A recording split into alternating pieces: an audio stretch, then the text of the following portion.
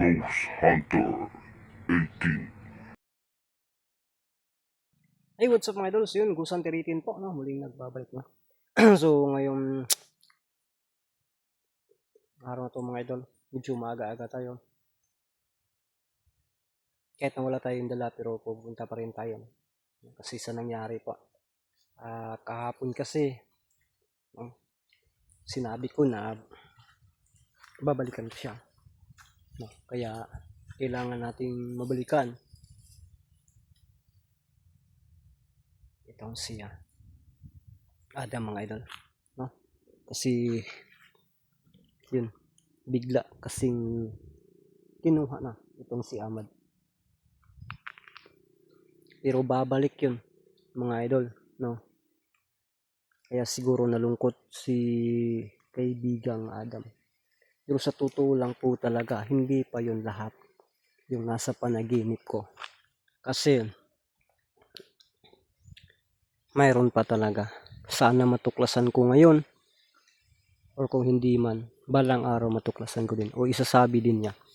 Kumbaga baka hindi niya isabi kasi ayaw niya masaktan tayo mga idol, no? Di natin alam kung ano talaga, no?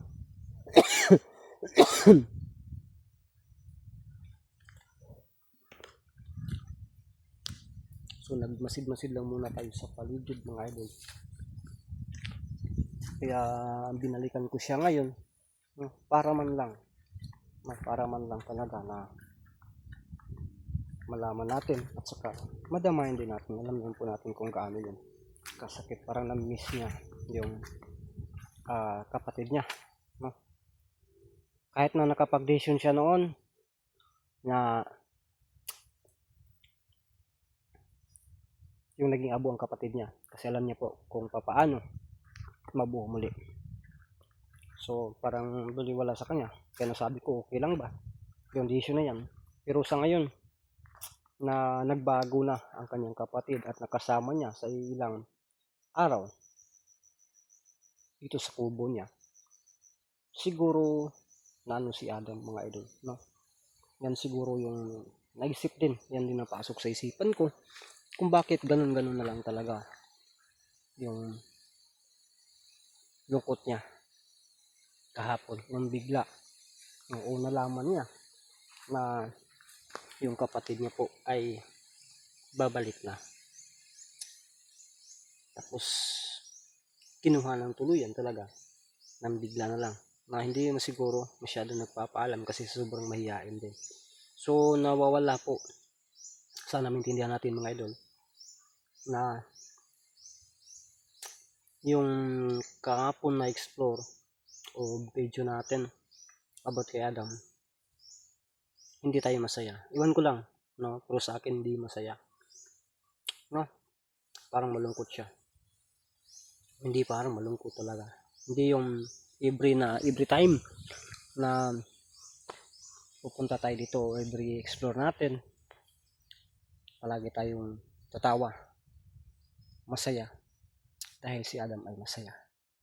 Sayaw, hataw, kanta, mga moves niya na parang masasabi natin na na-relieve yung mga stress natin kahit paano, no?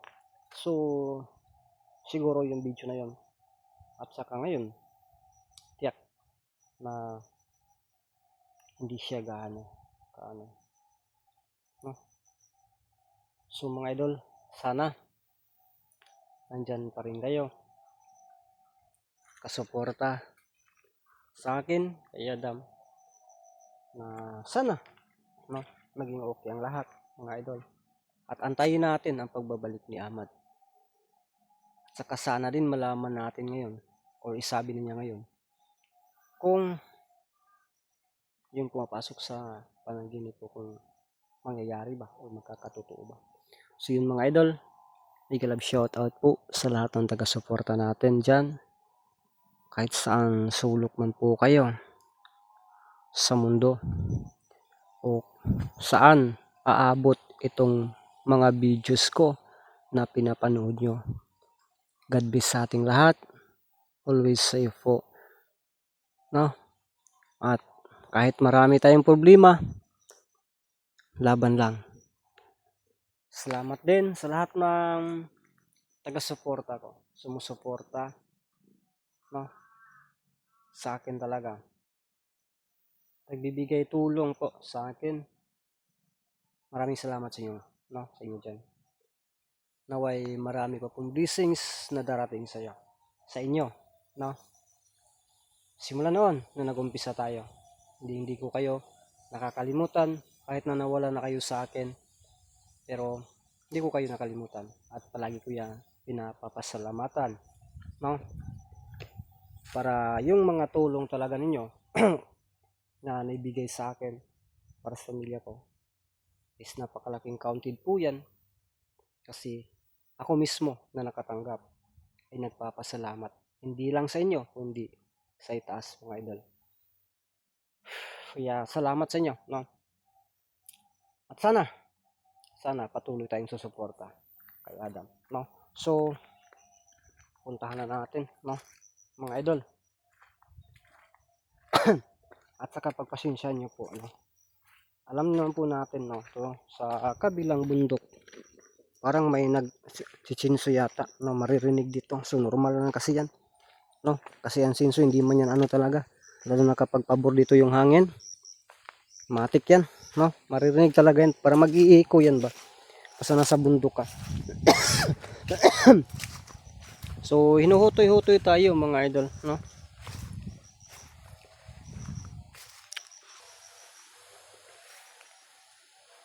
Baka may nakasunod sa atin, no? Yung aswang at saka yung ano ba? Yung mga diwending itim, no? Kasi noong una ito, yung magjuwang aswang nandito, nabutan natin. So yun, napaka mingaw yung ano. Uy, si Adam yata yan ah. Si Adam ba yan? Nakita niyo yan, mga idol? Oh, pasapabor dito yung ano. Pasapabor yan din yan sa kabilang bundok, mga idol. Oh, marinig talaga kasi kapag papabor dito yung ano, ang hangin, no? Kamalayan. Wala nang masyadong kahoy, pinuputol pa. Kaya tingnan nyo po yung bawat paligid o bawat bundok, wala yung mga malalaking kahoy na puputol. Yun, oh, upaw na yan dun banda. No? Dito, may makikita pa ba kayong mga kahoy? Wala na. Pinuputol na. Kasi ang tao ay naghahanap buhay. Ganun po. No? Ay, si Adam talaga. Yun, mga idol. Maniid lang ka kay Adam. Tingnan lang natin. Ha? Kumakanta.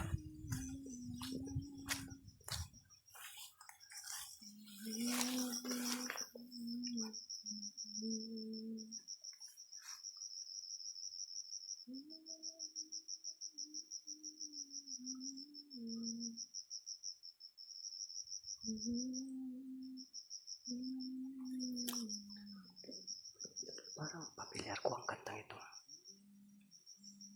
Parang kanta ito ni Solomon din ah. Kung sakali ikaw lalayo. Yung uhira. No? Yun talaga yung kanto. Na ako kalimutan. Yun talaga.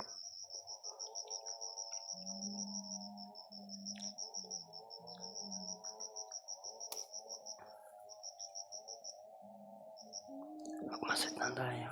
Kasi malungkot talaga si Adam, mga idol.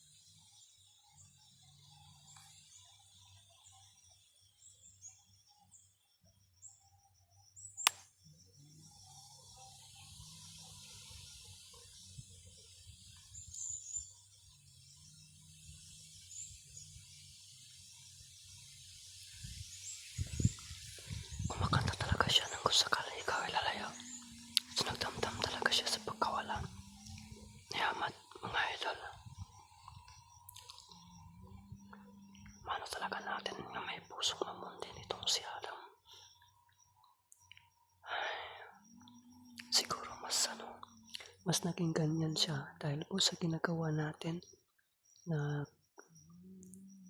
lumalapit talaga tayo sa kanya. Yun siguro ang rason kung bakit lubos siyang naapektuhan at mayroon na siyang pagpapahalaga sa ibang hindi lang sa kanyang sarili. Ramdam natin at kita natin sa kanyang mga galaw ang kalungkutan.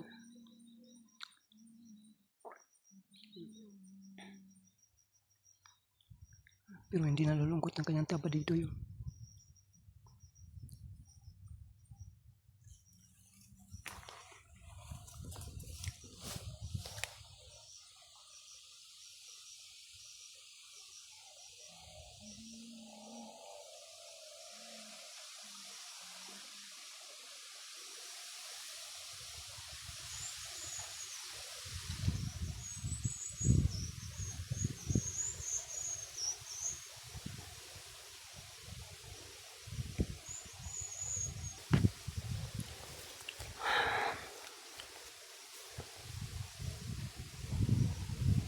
Mga idol, sino?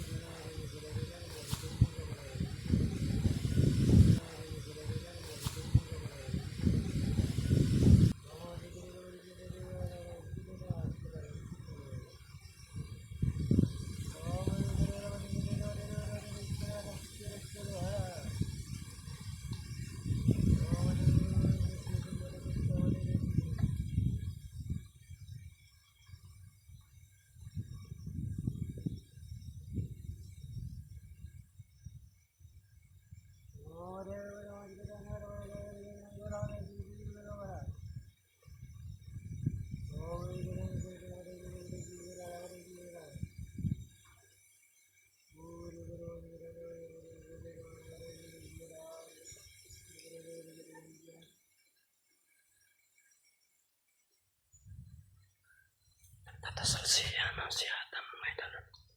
Parang nagdadasal siya sa araw. Nagdadasal siya sa araw, mga idol.